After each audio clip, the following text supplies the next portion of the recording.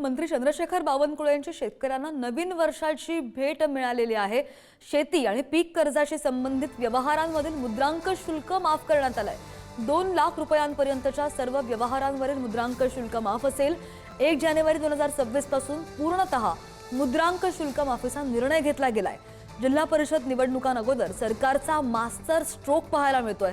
महसूल आणि वन विभागाकडून अधिकृत आदेशही जारी झालेले आहेत। आता कर्ज घेताना शेतकऱ्यांच्या शिखावर पडणारा अतिरिक्त भार सुद्धा कमी होणार आहे।